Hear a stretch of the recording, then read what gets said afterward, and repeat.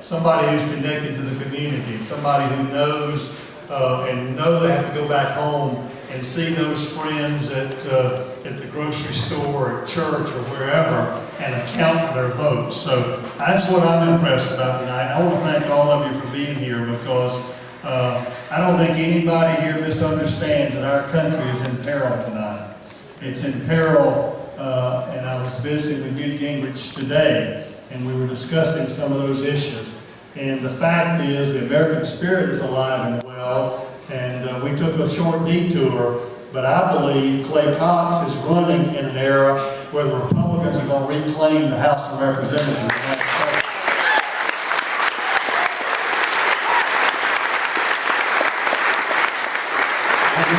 Be ushered in with many new members, and what I know about Clay Cox is he will gain and earn the respect among those new peers the way he earned the respect in the Georgia legislature as he's performed and his duties and represented his district down there as well in our state. He's been part of the progress that we've made in many areas, and Clay has always done it with integrity and dignity. And that's what we're going to need in Washington. Send someone there who understands, who has the local eyeball-to-eyeball, belly-to-belly connection with the community.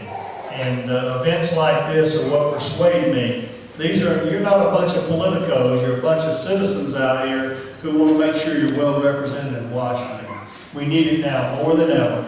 And Clay will be on an even footing at the beginning, but he will outdistance his peers, his new peers coming in very quickly, and there will be rising opportunity for him as a young man going to Washington to hopefully stay there for a long time to make a difference in our country.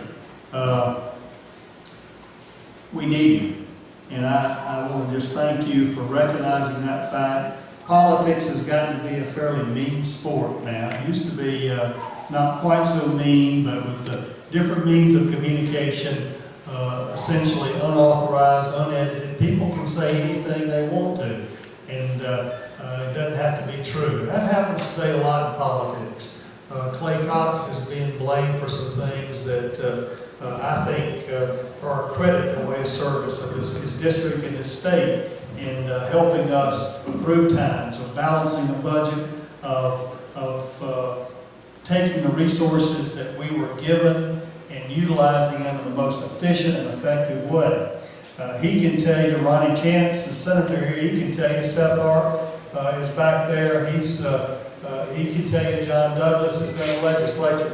It hadn't been a lot of fun in this deallocation process. We weren't called to public service to have fun.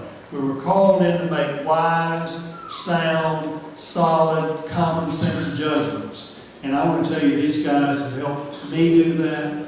They've voted for those kind of things while preserving the main core services of government.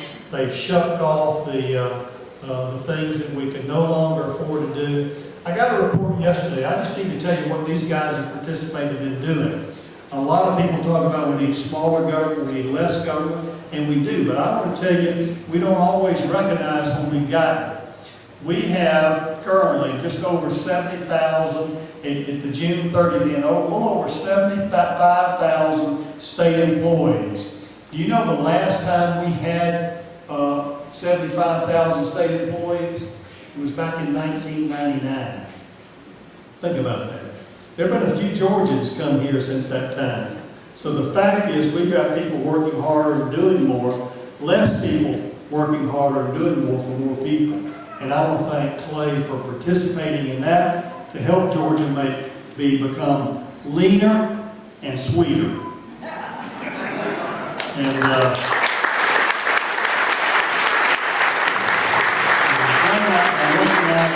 are not only the citizens, the voters, but you're the customers of government service that we owe you a day's work and to provide you and treat you like you're a customer in that. Many people don't also recognize the value they're getting when you're in a state, and we sometimes confuse the federal deficit with Georgia's efficiency. Georgia ranks between, I don't like to ever be on the bottom except in statistics like this. We rank between 50th and 49th, alternating every year or so with Texas over the least cost per capita spent by state government. And that's,